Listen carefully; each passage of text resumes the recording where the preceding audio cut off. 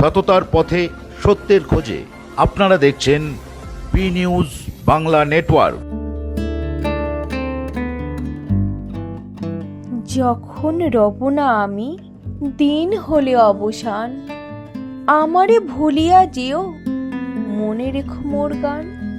গত 7 এপ্রিল রবিবার সন্ধ্যায় ঘোলা রামকৃষ্ণপুর রাইজিং ফাউন্ডেশনে আবির বসের স্মরণসভার আয়োজন করা হয়েছিল। মিরাক্কেল খ্যাত এক্স সিআরপিএফ কর্মী ও রাইজিং ফাউন্ডেশনের সহ সম্পাদক শ্রী আবির বোস 27 মার্চ দুপুরে পথ দুর্ঘটনায় গুরুতর আঘাত পেয়ে ইহলোকের মায়া ত্যাগ করেন। তার স্মরণসভায় সাধারণ মানুষ থেকে পৌরপিতা ও সমাজের বিভিন্ন স্তরের বিশিষ্ট ব্যক্তিদের উপস্থিতিতে শ্রদ্ধা জ্ঞাপন ও স্মৃতিচারণ করা হলো তার জীবন আদর্শের। রাইজিং ফাউন্ডেশন ও এক্স সিআরপিএফ এর যৌথ উদ্যোগে বিশিষ্ট সমাজসেবী ও সংস্কৃতিপ্রিয় আবির বোসের স্মরণসভায় গান, আবৃত্তি ও বক্তৃতার মাধ্যমে তার স্মৃতিচারণ ও শ্রদ্ধা জ্ঞাপন করেন রাইজিং ফাউন্ডেশন ও সিএফটি পরিবারের সভাপতি, সম্পাদক ও সতীর্থরা। তার পরিবারের হাতে তুলে দেওয়া হলো সংগঠনের পক্ষ থেকে স্মৃতিবিজড়িত মানপত্র, রাইজিং এর কৈশোর সদস্যের নিজের হাতে আঁকা আবির বোসের ছবি। আবির বোসের সহধর্মিণী স্মৃতিচারণ হিসাবে কিছু বক্তব্য তুলে ধরলেন আমাদের চ্যানেলে, তা দেখাবো আপনাদের। কিছু বলার নেই, যেখানেই আছে যেন খুব ভালো থাকে, শান্তিতে থাকে, এইটুকুনি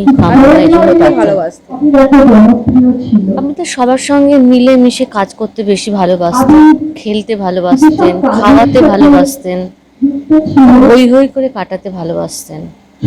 কি খেলা ভালোবাসতে বেশি? বেশি খেলা ভালোবাসতো ফুটবল খেলতে ওনার মানে ভীষণ ভালোবাসতেন। উনি ন্যাশনাল খেলেছেন, সেপাক টাকরো নামে একটি খেলা, কিন্তু ফুটবলও উনি খেলেছেন। ফুটবল খেলাটা ওনার মানে অনেক বছর অবধি মানে উনি খেলে গেছেন। মানে কি বলবো, মানে আমরাও বলতাম যে এরকম ভাবে করো না, পায়েটায় লেগে যাবে, অনেক চোট পেয়েছেন, যে না তাও খেলে গেছেন, যে না খেলাটা আমি ছাড়তে পারবো না। মানুষের সবার বিপদে উনি ছুটে আগে গিয়ে দাঁড়াতেন। সমস্ত মানে মানুষের মানে কি বলবো, মানে এত বেশি পরোপকারী ছিলেন। মেয়েকে নিয়ে ঘুরতে চলে যাওয়া বা বাইকে করে খাওয়াতে নিয়ে যাওয়া, হ্যাঁ বেশ মেয়ের সঙ্গে বেশি বন্ধুত্ব। আমাদেরকেও নিয়ে দেন রেস্টুরেন্টে নিয়ে গিয়ে খাওয়ানো, একটু হই হই করা, মানে একটু নাইটে একটুখানি ঘোরা, এইরকম মজা করতে বেশি ভালোবাসতেন। রাইজিং ফাউন্ডেশনের সম্পাদক, সেক্রেটারি, ফাউন্ডার প্রেমাংশু দত্তের কান্না ভেজা গলায় উঠে এসেছিল প্রাণবন্ত মানুষ হারানোর যন্ত্রণা। অ্যাক্সিডেন্টে সে দেহ তার চলে যান। এরপরে আমাদের একটা মিটিং ডাকবো আমরা। আমাদের এক্স সিএফটি পরিবারের সিনিয়র পার্সনরা রয়েছে এবং রাইজিং ফাউন্ডেশনেরও সিনিয়র পার্সন রয়েছে, তাদের নিয়ে আমরা একটা সভা ডাকবো। এই ভ্যাকেন্সি তো পূরণ করা যাবে না, কেন তার যা পার্সোনালিটি, তার যা চিন্তাভাবনা, সেটা আমরা ওই জায়গায় যেতে পারবো না। তো সুতরাং চেষ্টা করব ওর আদর্শ বা ও যেভাবে চিন্তা করেছে দুটো গ্রুপকে নিয়ে কোথায় নিয়ে দাঁড় করাবে, সেটা চেষ্টা করব আমরাও, যে কিভাবে ওটাকে পূর্ণ করা যায়। আমি প্রেমাংশু দত্ত, আবির আর ভোলানাথ বণিক, এটা 4 জন আমরা যে ফোর্সে। তো একসাথে অনেকে ভর্তি হয়, কিন্তু আমাদের ভাগ্য আমরা 4 জনই ভর্তি হয়েছিলাম। কিন্তু সিএফটির সাথেও মিলছিল, কেন যেহেতু ও স্পোর্টসম্যান ছিল এবং অনেক গুণের অধিকারী ছিল, সবাই বলেছে একটু আগে। আজ আমরা সকলে একত্রিত হয়েছি এমন একটি অনুষ্ঠান, বিধাতা তার জন্য এই সময়টুকুই নির্ধারণ করেছিলেন হয়তো। জন্ম 1974 সালের 9 এপ্রিল, আর আমাদের ও তার প্রিয় পরিবার পরিজনদের ছেড়ে চলে গেলেন 27 মার্চ 2024। আমাদের সিএফটি পরিবার সিএফটি রিউনিয়নের প্রোগ্রাম হয় প্রতি বছর। পাই না খাই, কোথা গেল মৌন সাথী, নীরবতার ধ্বনি, শুধু কান্না শুনি, সবার প্রিয় আমার ভাই আর তাকে দেখতে না পায়। রাম কৃষ্ণ শ্রীরাম কৃষ্ণ শ্রীরাম। কালের নিয়মে ইহলোকের মায়া ছেড়ে অমৃত লোকের পথে যাত্রা করলেন। শুধু রেখে গেলে কিছু স্মৃতি ও ভালো লাগার মুহূর্ত।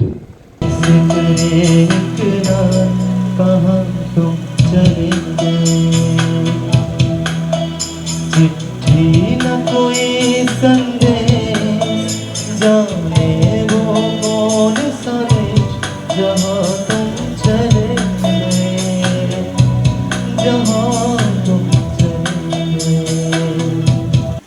যেখানে থাকুক আত্মা ভালো থাকুক, শান্তিতে থাকুক। আমাদের ফুটবল টিমের যে রিইউনিয়ন হয় তার একটা প্রধান পার্ট ও কিন্তু ওর জায়গাটা নতুনভাবে কিভাবে আমাদের মধ্যে আবার আসবে আমি এখনো বুঝতে পারছি না। যারা রিইউনিয়নের আমাদের সিএফটির সদস্য আছে, কমিটি সদস্য, তাদের বলবো যে আবিরের এই অসম্পূর্ণ জায়গা কিভাবে আবার ফুলফিল করা যায় সেটা নিয়ে এখন থেকে চিন্তা করুক। আবিরদার সাথে আমার পরিচয় প্রেমাংশু দত্ত অর্থাৎ আমার মেজদা এবং রাইজিং ফাউন্ডেশনের ফাউন্ডার ওনার জন্মদিনে। কিন্তু এই কয়েক মাসের সম্পর্কটা একটা গভীর ভ্রাতৃত্বের মধ্যে জড়িয়ে গেছিল। আবিরদার নামটা, এই শব্দটাই একটা খুব আপন হয়ে উঠেছিল। ও চলে গেছে, ও যেখানেই থাকুক, ওর চিন্তাধারা, ওর ভাবধারা আমাদের মধ্যে এমনভাবে অঙ্গীকারবদ্ধ হয়ে গেছে, আমরা তাকে যদি স্মরণ করি, তাকে যদি মনে রাখি, তার এই চিন্তাধারা আর ভাবধারাকে আমরা যদি আমাদের রাইজিং ফাউন্ডেশনের যে ভাবধারা, সেই ভাবধারাকে নিয়ে যদি আমরা তার এই সার্থকতাকে নিয়ে আমরা আরও উন্নত করতে পারি, সেটা যদি আমি আমার পক্ষ থেকে সর্বোত্তমভাবে চেষ্টা করব। তমাৎ অপরিহার্য অর্থে সচেতন ন অহর্ষি। বন্ধু, কালের নিয়মে ইহলোকের মায়া ছেড়ে অমৃত লোকের পথে যাত্রা করলে শুধু রেখে গেলে কিছু স্মৃতি ও ভালো লাগার মুহূর্ত।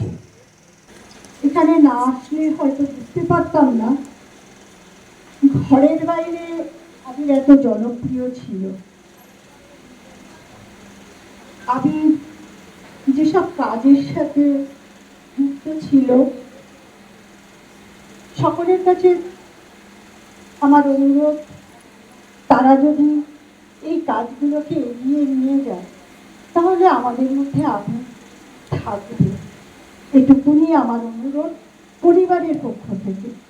এর থেকে বেশি কিছু আমি আর বলতে পারছি না।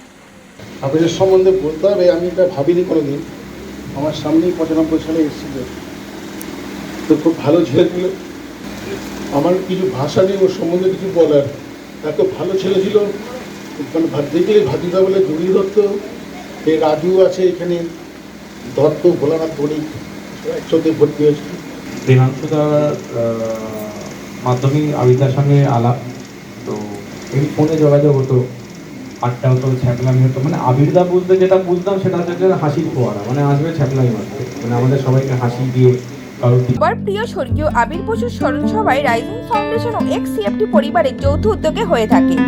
এই রাইজিং ফাউন্ডেশন ও এক্স সিএফটি পরিবার এই দুই গ্রুপেরই সাধারণ সম্পাদক প্রেমাংশু দত্ত। ওনার ও ওনার দুই গ্রুপেরই সকল সদস্যদের সহযোগিতায় এই স্মরণ সভাটি সুসম্পন্নভাবে সমাপ্ত হয়। স্মরণ সভায় উপস্থিত ছিলেন বি নিউজ বাংলা নেটওয়ার্কের কর্ণধার বেণুদেব ও সোমা দেবনাথ।